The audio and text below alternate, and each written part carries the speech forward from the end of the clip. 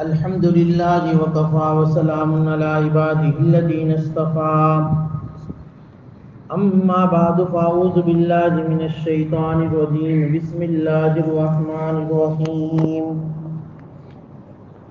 قل هو الذي أنشأكم وجعل لكم السمع والأبصار والأفئدة قليلا ما تشكرون صدق الله مولانا العظيم.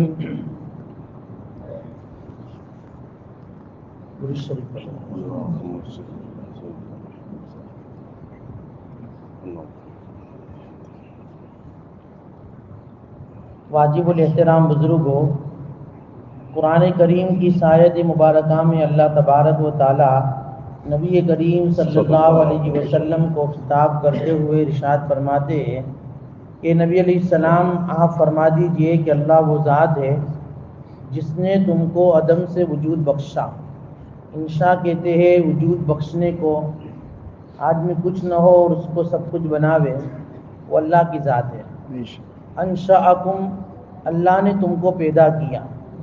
وجعل لکم السمع والابصار والافئدہ، اور اللہ نے تمہارے لیے آنکھ بنائے، کان بنائے اور دل بنائے، لیکن اس کے باوجود تم بہت کم ہے کہ شکر ادا کرتے ہو.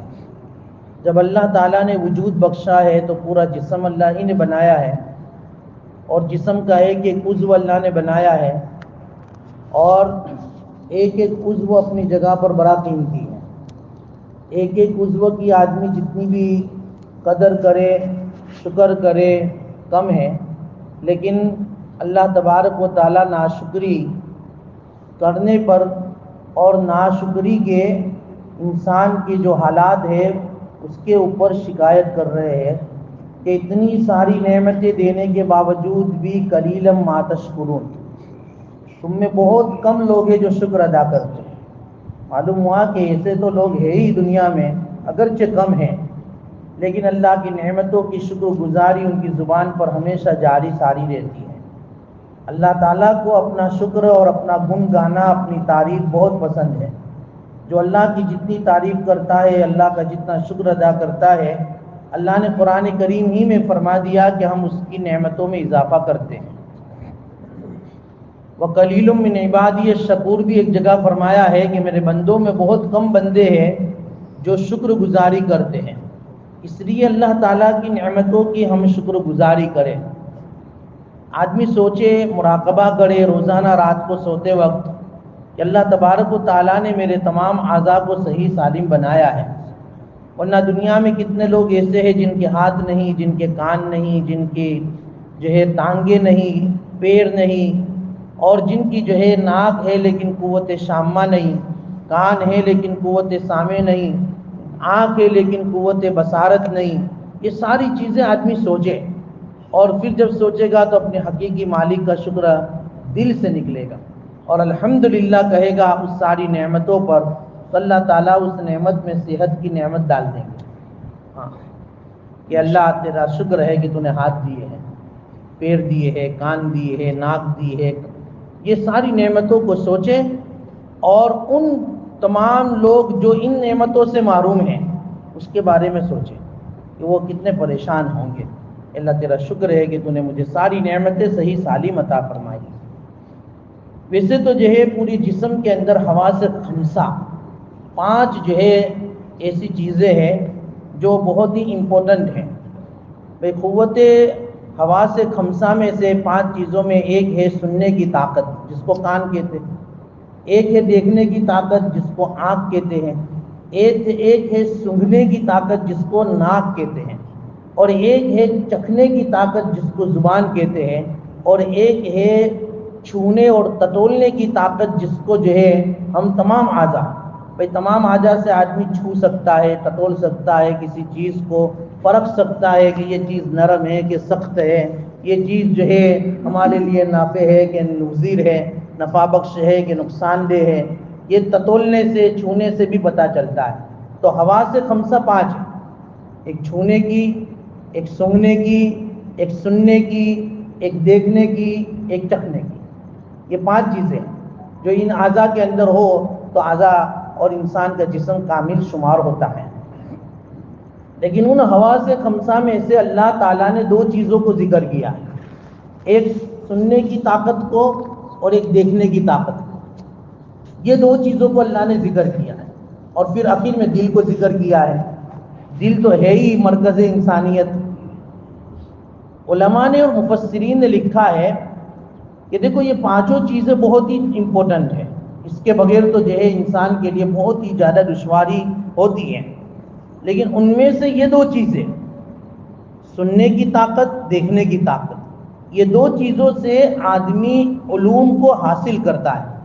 علوم حاصل کرنے کے لیے یہ دو چیزیں بہت ہی زیادہ جو ہے کارآمد ہوتے ہیں۔ انہی کے ذریعے آدمی علم کبھی دیکھ کر حاصل کرتا ہے اور کبھی سن کر حاصل کرتا ہے، اور سن کر علم حاصل کرنا دیکھنے کے مقابلے میں زیادہ ہے۔ اس لیے اللہ نے پہلے وَجَعَلَ لَكُمُ السَّمْعَ، سماع کو پہلے ذکر کیا، والابصار، اور ابصار کو بعد میں ذکر کیا۔ تو سننے کی طاقت اور سننے سے بہت سارے علوم آدمی حاصل کرتا ہے جو دیکھنے سے بھی حاصل نہیں کرتا۔ آدمی نہ معلوم کہاں بھی بیٹھتا ہے اور کون سی کنٹری میں ہوتا ہے اور کون سی کنٹری کی معلومات اس کو مل جاتی ہے، دیکھ کر نہیں، سن کر مل جاتی ہے۔ تو دیکھنے کے مقابلے میں سننے سے آدمی علوم زیادہ حاصل کرتا ہے، اور پھر دیکھ کر بھی علم حاصل کرتا ہے۔ تو یہ دونوں چیزیں علم کو حاصل کرنے کے لیے بڑی مفید ہیں، اور پھر یہ دونوں چیزوں کے ذریعے سے جو علوم حاصل ہوتے ہیں، یہ پھر علوم جو ہے ڈائریکٹ جاتے ہیں دل پر۔ دل اب اس کو جو ہے لیتا ہے۔ اب آدمی جو ہے صحیح علم حاصل کرتا ہے، دل صحیح بنتا ہے۔ آدمی غلط علم حاصل کرتا ہے، دل میں بگاڑ آتا ہے۔ مرکز علم جو ہے نا وہ دل ہے، مرکز علم دل ہے۔ اس لیے کہا تمہارے آنکھوں کا دیکھنا صحیح ہو جائے، کانوں کا سننا صحیح ہو جائے، تو پھر تمہارا دل صحیح ہو جائے گا۔ لیکن جہاں آنکھوں کا دیکھنا غلط ہوا، کانوں کا سننا غلط ہوا، ہاتھوں کا پکڑنا غلط ہوا، پیروں کا چلنا غلط ہوا، تو پھر دل بھی جو ہے غلط بنے گا۔ یہ جو ہے دلوں کی جو بگاڑ ہے، دلوں کا جو فساد ہے، اور دلوں کی جو ہے جو گڑبڑی ہوتی ہے نا، وہ اعضاء کے اعمال سے ہوتی ہے۔ اور یہ اعضاء سے جو اعمال وجود میں آتے ہیں، یہ دراصل دل ہی کی ترجمانی ہوتی ہے۔ آدمی بعض مرتبہ تو کہتا ہے نا کہ یار میں دیکھ رہا تھا، تم دیکھ رہے تھے پھر بھی ایسا کہ ہاں دیکھ رہا تھا لیکن میرا دل حاضر نہیں تھا، دماغ حاضر نہیں تھا۔ دماغ کہتے ہیں نا، اور دماغ اور دل کا کنیکشن، اس کی شراکت اور اس کی پارٹنرشپ بہت ہی زیادہ کلوز ہے۔ آدمی دل دیکھتا بھی ہے لیکن دل کی توجہ نہیں ہوتی، دماغ کی توجہ نہیں ہوتی، تو دیکھ کر بھی جو ہے اندیکھی چیزوں کو دیکھ کر بھی جو ہے غلطی کر سکتا ہے، سن کر بھی غلطی کر سکتا ہے۔ دل دماغ موجود نہیں تھا، اس لیے سن کر بھی غلطی ہو سکتی ہے۔ اس لیے انبیاء علیہ السلام نے جو دلوں پر محنتیں کی ہیں کہ بھائی دلوں پر محنتیں کرو، آجا صحیح ہوں گے، اور آجا صحیح ہوں گے اعمال صحیح ہوں گے۔ اسی لیے پہلے اعضاء کا ذکر کیا، پھر دل کا ذکر کیا۔ تو امپورٹنٹ تو اصل تو دل ہے، کہ دل پر محنتیں ہوگی تو آدمی کے لیے ساری چیزیں بننا شروع ہو جائے گی۔ اسی لیے حضرت تھانوی نور اللہ مرقدہ نے قرآن کریم کی ایک آیت کو ذکر کیا ہے کہ دیکھو ان الملوک اذا دخلوا قریۃ افسدوها وجعلوا عزت اہلها اذلہ۔ اس کا ترجمہ یہ ہوتا ہے کہ جب بادشاہ کسی بستی کے اندر داخل ہوتے ہیں، یہ بلقیس نے کہا تھا سلیمان علیہ السلام کے زمانے میں، جو بلقیس تھی جو حکومت کرتی تھی کسی علاقے کے اندر، اور سلیمان علیہ السلام کا خط اس کو پہنچ گیا تھا کہ بھئی یہ حکومت چھوڑو اور میرے تابع ہو کر میرے پاس آ جاؤ۔ اب اس نے اپنے سارے جو ہے درباریوں سے مشورہ لیا تھا کہ اب کیا کیا جائے، بھئی یہ تو دھمکی دی ہے، اب کرے کیا؟ اور ایک نے کہا کہ نہیں ہم لڑ لیں گے، ہم کو جانے کی ضرورت نہیں ہے۔ لیکن بلقیس عقل مند تھی، تخت تاج پر بیٹھی ہوئی تھی، اس نے کہا کہ دیکھو یہ ایک قاعدے کی بات ہے کہ جب دنیا کا کوئی بادشاہ کسی بستی میں داخل ہو جاتا ہے اپنے فوج اور سامان کے ساتھ، تو ہوتا کیا ہے کہ افسدوہا، اس بستی کو اجاڑ دیتا ہے، اور وہاں کے جو عزت مند لوگ ہوتے ہیں، باعزت لوگ جو ہوتے ہیں، پھر وہ ذلیل ہو جاتے ہیں. اس لیے قبل اس کے کہ وہ آ جائے ہماری جو ہے ملک پر ہمارے شہر پر چرائی کرے، قبل اس کے کہ ہم اس کے پاس چلے جائیں، اسی میں بہتری ہے.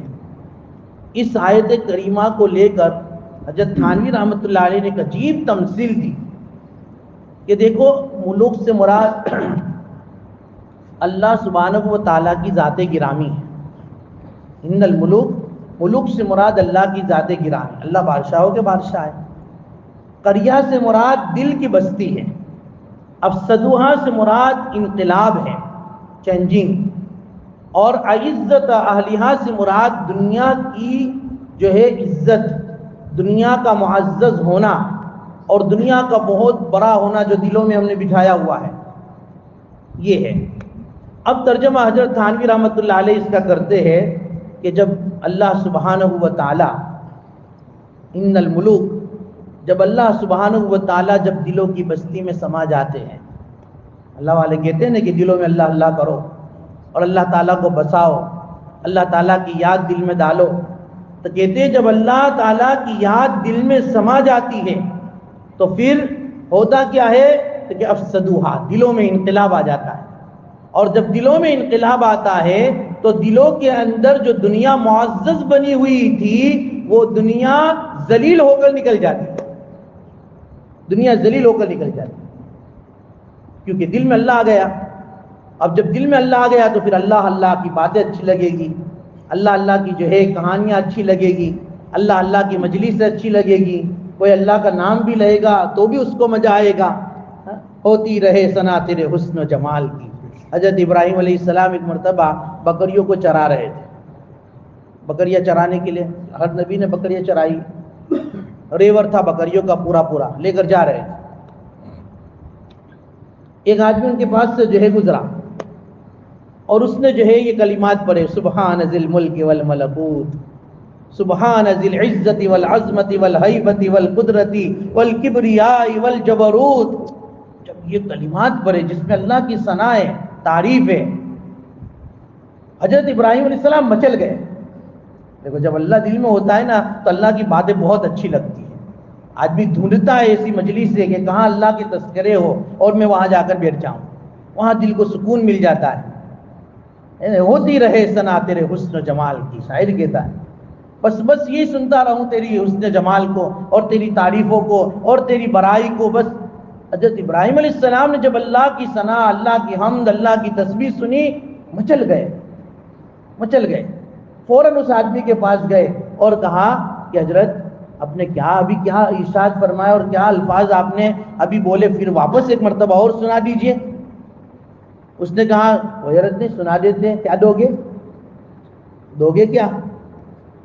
کچھ دو گے تو سنا دیں گے. تو کہ بکریوں کا ریور ہے نا، آدھا لے لینا، پورا آدھا ریور آپ کو دے دیتا. پھر انہوں نے جو ہے دوسری مرتبہ سبحان ذی الملک والملکوت، سبحان ذی العزت والعظمت والہیبت والقدرت، ایسے مچل گئے جیسے کہ دل میں رس گل کر پلا دیا. پھر کہا کہ اور ایک مرتبہ سنا دیجیے، اور ایک مرتبہ. اب کیا دو گے؟ جتنا آدھا باقی وہ بھی لے دوں گا. اور ایک مرتبہ سنا دیا. پھر جو ہے کیا اور ایک مرتبہ سنا دیجیے. اس نے کہا اب تو کچھ بھی نہیں ہے تمہارے پاس، اب کیا دو گے؟ اگر بکریاں چرانے کے لیے چرواہے کی بھی تو ضرورت پڑے گی، مجھے لے لینا، میں تمہاری بکریاں چرا دوں گا، میں تمہاری بکریاں چرا دوں. تو پھر اس نے کہا شاباش خلیل اللہ، میں کوئی انسان نہیں، میں تو اللہ کی طرف سے بھیجا ہوا فرشتہ ہوں. میرے اللہ نے مجھے بھیجا، جاؤ میرا ابراہیم بکریاں چرا رہا ہے، میرا نام اس کے سامنے لو، دیکھے میرے نام کا وہ کیا دام لگاتا ہے، میرے نام کا کیا دام لگاتا ہے، ذرا ہم دیکھیں.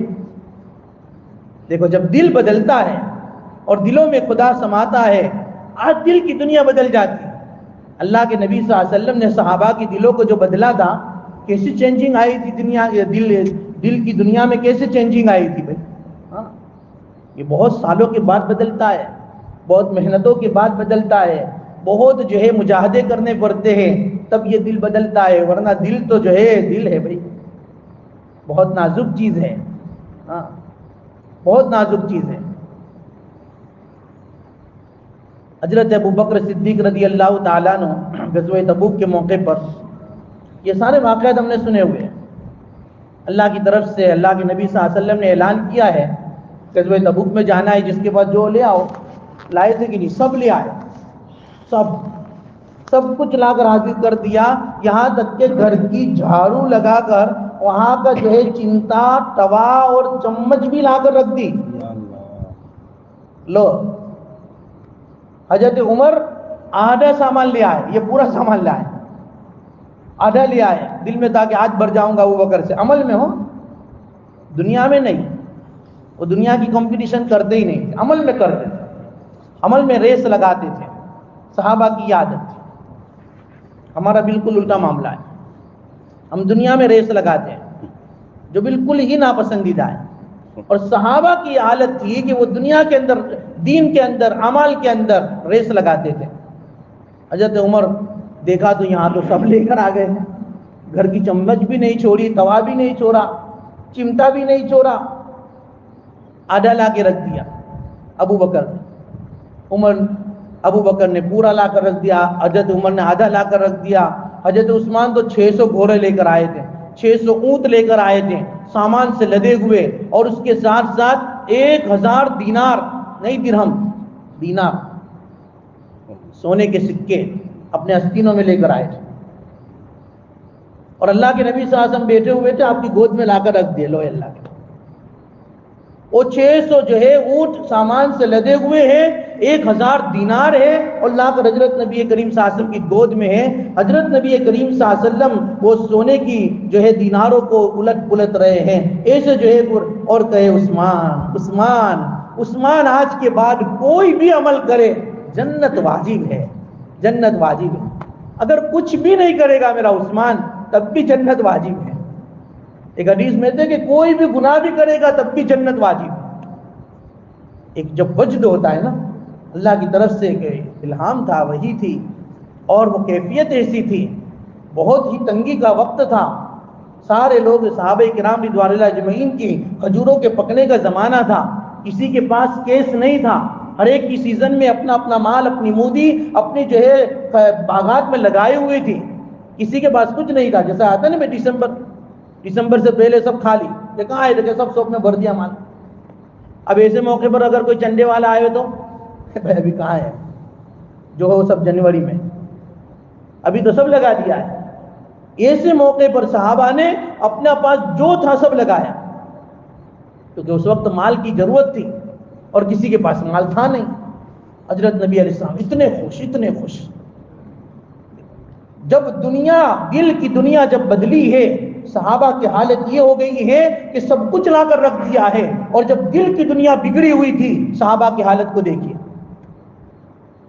صرف بکری جو ہے کھیت میں جا کر ایک چارہ بھی کھا لیتی تھی نا, تو یہی صحابہ کی وہ جو نسلیں تھی جو کفر میں تھی اور جو ہے جن کے دل بگڑے ہوئے تھے, ان کی حالت آپ دیکھیے کیا تھی.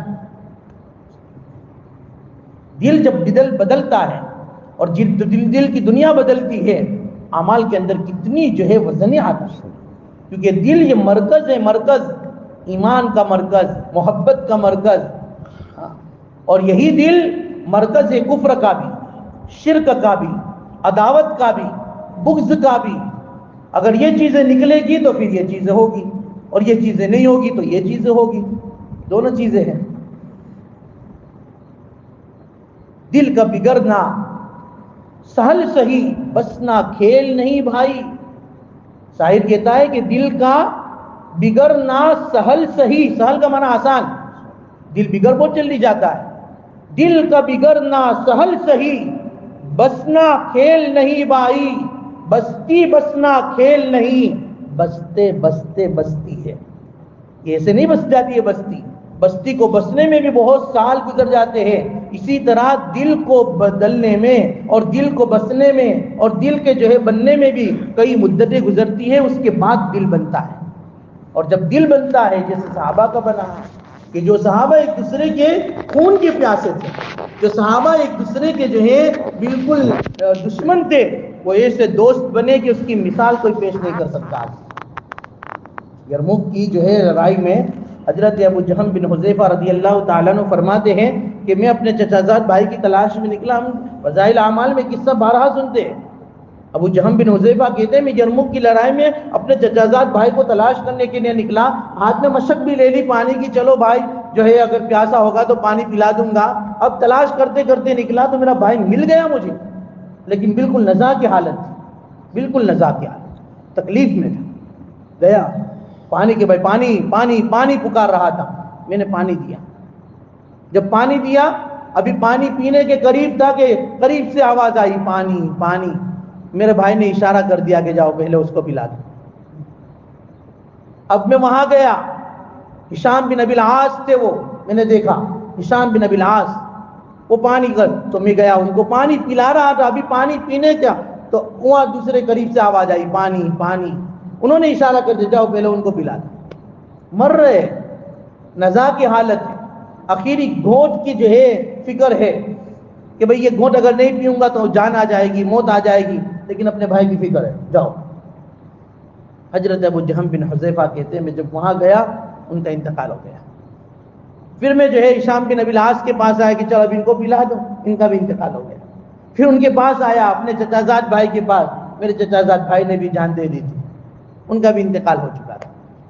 یہ دل بنا تھا نا, دل کی دنیا بنی تھی تو موت کی حالت میں بھی اپنے بھائی کی فکر. اور جب دل بگڑتا ہے نا, جب دل میں ایمان نہیں ہوتا, یقین نہیں ہوتا, محبت نہیں ہوتی, تو پھر مرنے کی حالت تو کیا, زندے کی حالت میں بھی کوئی کسٹمر اگر ہماری پڑوس کی دکان میں بھی چلا جائے تو اس کو بھی اشارے سے بلا لیتے چلا جا. دل بگڑتا ہے نا تو پھر جو ہے یقین کی بنیادیں ختم ہو جاتی ہیں, ایمان بگڑ جاتا ہے, ہمدردیاں ختم ہو جاتی ہیں. ہاں, کسی کو نقصان پہنچانے میں مزہ آتا ہے, کسی کو جو ہے فائدہ پہنچانے کو دل نہیں کرتا. کہ دل کے بگڑنے میں اور دل کے سدھرنے میں بہت بڑا فرق ہوتا ہے, بہت بڑا فرق ہوتا ہے. بہت سارے واقعات ہیں صحابہ کرام رضوان اللہ علیہ اجمعین کے کہ بھئی جب دل بگڑا ہوا تھا اس وقت کی پوزیشن کیا تھی, اور جب بنا تھا تو اس وقت کی پوزیشن کیا تھی. ایک صحابی اللہ کے نبی کے پاس آئے, کہا فاقے کی تلاش, فاقے کی شکایت کی, بھوک لگی ہوئی ہے. صاحب اللہ کے نبی نے سب سے پہلے اپنے گھر میں پوچھا کہ ہے کچھ کھانے کو دے دو. ہر گھر میں پوچھا, کسی کے گھر میں, آپ کے کسی بھی گھر میں کھانے کو کچھ نہیں تھا. پھر اللہ کے نبی نے صحابہ میں اعلان کیا کہ بھئی اس مہمان کو کوئی کھانا کھلا سکتا ہو, کون تیار ہے؟ ابو طلحہ رضی اللہ عنہ کہتے میں کھڑا ہو گیا, یا رسول اللہ ہم ریڈی, جاؤ ان کو کھانا کھلا دو. حضرت ابو طلحہ کہتے میں گھر پہ لے گیا. میری بیوی ام سلیم رضی اللہ تعالیٰ عنہ کو میں نے کہا کہ مہمان رسول آئے ہیں, گھر میں کچھ ہے کھانے کو, جو ہو وہ سب حاضر رکھ دو, کچھ بھی مت چھپانا. بہت بڑے مہمان ہیں, اللہ کے نبی کے مہمان ہیں, اللہ کے نبی نے مجھے دیے, جو بھی ہو حاضر کر دو. ام سلیم نے کہا کہ کھانے کو تو اتنے زیادہ نہیں ہے, بچے کھا لے اتنا ہے, ہم کھا لے ہوئے اتنا بھی نہیں ہے, بچے کھا لے ہوئے اتنا ہے, کہ ہم تو بھوکے سو سکتے ہیں, بھوکے رہ سکتے ہیں. بچوں کو جو ہے بہلا پھسلا کر سلا دو, آج ان کو بھوکا سلا دو. لیکن نبی کریم صلی اللہ علیہ وسلم کا مہمان بھوکا نہیں جانا چاہیے, اس کو جو ہے تکلیف نہیں ہونی چاہیے. پھسلا کر انہوں نے سلا دیا, اور یہ خود بھی جو ہے بھوکے رہے, اور مہمان کو کھلا دیا. اور دیے کو جلانے کے بہانے سے اور اس کو جو ہے درست کرنے کے بہانے سے آئے, اس کو بجھا دیا, اور کھانے کی اکٹینے کی آوازیں کی تاکہ مہمان کو لگے کہ میزبان بھی کھانا کھا رہا ہے, اور جو ہے مہمان نے پیٹ بھر کر کھا لیا. اندھیرے میں مہمان نے تو کھا لیا, لیکن اندھیرے میں میرا خدا تو دیکھ رہا تھا. یہ عمل پر حدیث میں آتا ہے, تفسیروں کے اندر لکھا ہے کہ اس عمل کو دیکھ کر اللہ نے بھی ہنس دیا, اللہ نے بھی ہنس دیا. یہاں رات کو یہ معاملہ ہوا, اور وہاں صبح میں اللہ کے نبی صلی اللہ علیہ وسلم پر جو ہے قرآن کریم کی آیت نازل ہو گئی, اور پورا پس منظر جو رات کے اندھیروں میں ہوا تھا, جس کو ابو طلحہ اور ام سلیم کے علاوہ اللہ کے علاوہ کوئی نہیں جانتا تھا, نبی کریم صلی اللہ علیہ وسلم کو خبر ہو گئی. ابو طلحہ رضی اللہ تعالیٰ نے جب صبح میں آئے, اللہ کے نبی مسکرا رہے تھے, آؤ آؤ ابو طلحہ, مرحبا مرحبا. وَيُؤْثِرُونَ عَلَىٰ أَنفُسِهِمْ وَلَوْ كَانَ بِهِمْ خَصَاصَةٌ. یہ دیکھو یہ کیسے لوگ ہیں کہ جو اپنی جان پر لوگوں کو ترجیح دیتے ہیں, اگرچہ وہ خود بھوکے ہوتے ہیں, اگرچہ وہ خود جو ہے فاقہ مست ہوتے ہیں، لیکن فاقے لوگوں کی اور فاقہ کشی لوگوں کی اور جو ہے بھوکے لوگوں کی پیٹ بھرنے کی فکر کرتے ہیں۔ اللہ نے قرآن کریم میں جو ہے تعریف بیان کر دی صحابہ کی، جب دل بنا یہ کیفیت بن گئی، ہاں یہ کھلانے پر خوش ہو گئے، اور جب دل بگڑا تھا تو جو ہے ہر ایک کے پاس سے لٹ کر کھا لیتے تھے۔ زمانے جاہلیت کے حالات ہمارے سامنے ہیں۔ تو بہرحال اللہ تعالیٰ نے وَجَعَلَ لَكُمُ السَّمْعَ وَالْأَبْصَارَ وَالْأَفْئِدَةَ کہا ہے۔ دلوں پر محنت بہت ضروری ہے کہ تمہارے لیے کانوں کو بھی بنایا، تمہارے لیے آنکھوں کو بھی بنایا۔ دیکھو یہ کان، اس کی حفاظت ضروری ہے۔ یہ کان اللہ تعالیٰ نے دیے، اس سے قرآن کی قرات سنو، جو ہے بیان سنو، تعلیم سنو، اچھی باتیں سنو، غلط باتیں مت سنو، گانے مت سنو، میچ کے اسکور مت سنو، یہ سب فضولیات ہیں۔ آج امت اس میں بڑی پڑی ہوئی ہے۔ تذکرے ہوتے ہیں، دل روتا ہے، دل مسجد میں ہوتے ہیں تذکرے، مسجد کے باہر جاتے ہیں، کرسیوں پہ زور زور سے ہمارے نوجوان بیٹھے اسی کے تذکرے کر رہے ہیں، ساری نیکیاں کرتے ہیں اور ختم کر دیتے ہیں۔ فضولیات سے بچو، زندگی کے لمحات کو قیمتی بناؤ اعمال کے ذریعے، ان سے بچو، بہت زیادہ بچنے کی ضرورت ہے۔ اب اس کے تذکرے اتنے ہو گئے کہ اس کو گناہ بھی نہیں سمجھتے، کمال سمجھتے ہیں، اور باقاعدگی کے ساتھ اس کی جو ہے اتنی آرگیومنٹ ہوتی ہے، اتنی زیدیں ہوتی ہے، اور باقاعدہ اس پہ لڑائی اور جھگڑے ہوتے ہیں۔ یہ بہت زیادہ خراب چیزیں ہیں۔ الغنا، دیکھو جو ہمارے نوجوان بڑے بڑے گانے سنتے ہیں اور میوزک سنتے ہیں، یہ ساری چیزیں اللہ کے نبی نے 1400 سال پہلے کہا تھا، الغنا ينبت النفاق كما ينبت الماء الزرع۔ یہ گانے، یہ میوزک، یہ ساری چیزیں جو فحاشی کی طرف لے جانے والی ہیں، یہ دلوں میں نفاق پیدا کرتی ہے۔ اور دلوں میں نفاق کیسے پیدا کرتے؟ اللہ کے نبی نے مثال دی، جیسے آسمان سے برسنے والا پانی جب زمین میں جاتا ہے تو زمین سے جو ہے گلے اگتے ہیں۔ پانی کے دل جانے پر زمین سے جس طرح گلے اگتے ہیں اور وہاں پر پودے اگتے ہیں، اس طرح گنا، گانے، میوزک جب تمہارے کانوں میں جاتا ہے تمہارے دلوں میں نفاق اگتا ہے، نفاق پیدا ہوتا ہے۔ جس طرح زمین سے گلے پیدا ہوتے ہیں، پانی کے جانے پر زمین سے گلے پیدا ہوتے ہیں، اس لیے اس سے بچو۔ یہ کان اللہ کی نعمت ہے، اس کو اس طرح ضائع مت کرو۔ یہ آنکھ اللہ کی نعمت ہے، اس سے جو ہے غیر محرم کو مت دیکھو، اپنی نظروں کی حفاظت کرو۔ النظر سہم مسموم من سہام ابلیس، حدیث میں آتا ہے کہ یہ نظر ابلیس کے زہریلے تیروں میں سے ایک تیر ہے۔ فمن ترکھا من مخافتی، اللہ کے نبی فرماتے جس نے میرے خوف سے، میرے ڈر سے اپنے نگاہ کو جو ہے بچایا اور اس نگاہ کو جو ہے نیچی کر دیا، تو ابدلتہ ایمانا وجد فی حلاوت ایمان۔ اللہ تبارک و تعالیٰ فرماتے اس عمل کی بنیاد پر ہم اس کو ایسا ایمان عطا فرمائیں گے کہ جس کی حلاوت کو فی قلبہ ہی وہ اپنے دل میں محسوس کرے گا۔ اپنے ایمان کی حلاوت آج میرے اور آپ کے دل میں محسوس نہیں ہو رہی ہے نا، یہ اس کی وجہ ہے بد نظری بہت پھیلی ہوئی ہے، بد نگاہی بہت پھیلی ہوئی ہے۔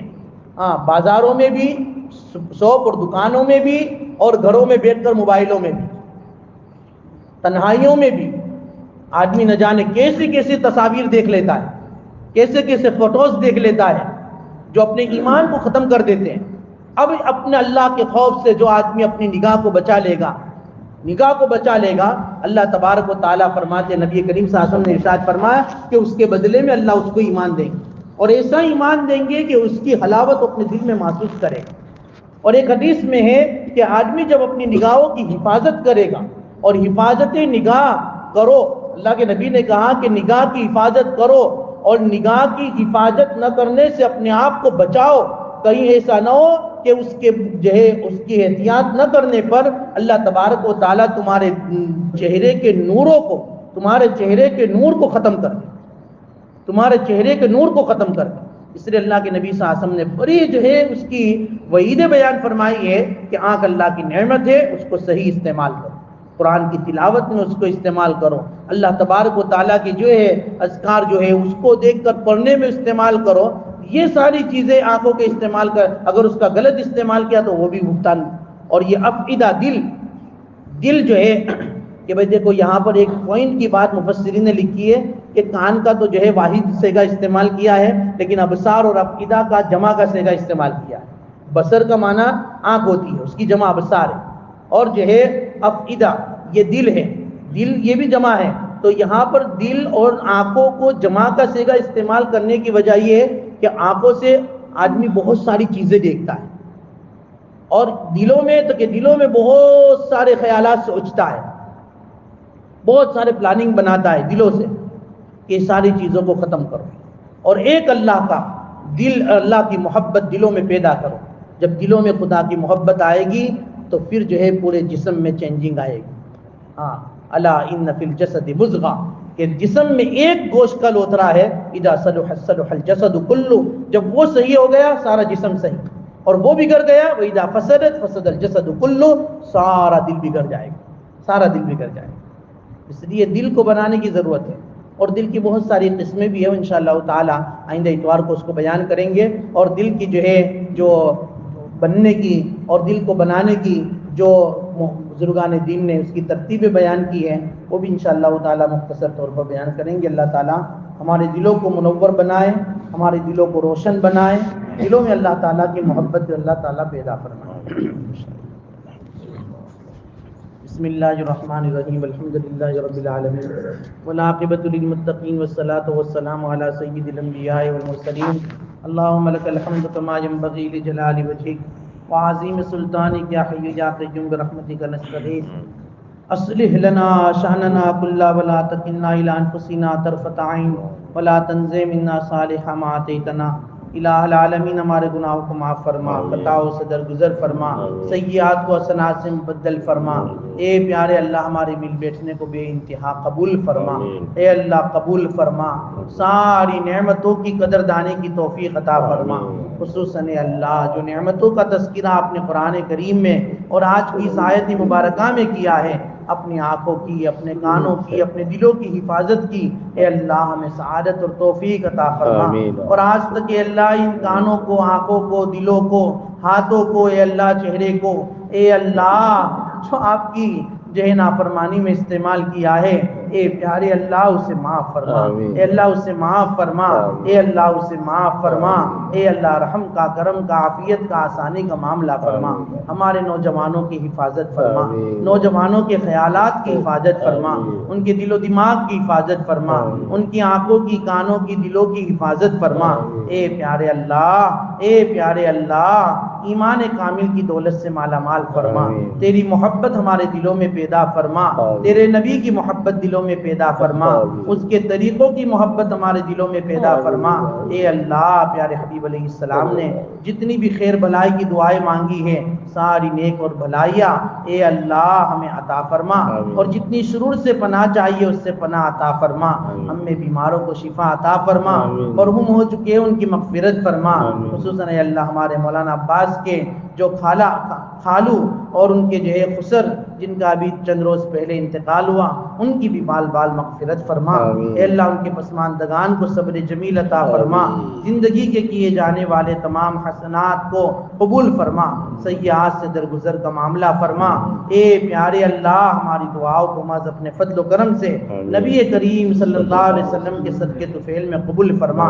اللہم ربنا تقبل منا انکا انت السمیع العلیم وتب علینا انکا انت التواب الرحیم، صلی اللہ تعالی علی خیر خلقہ محمد وآلہ واصحابہ اجمعین برحمتہ۔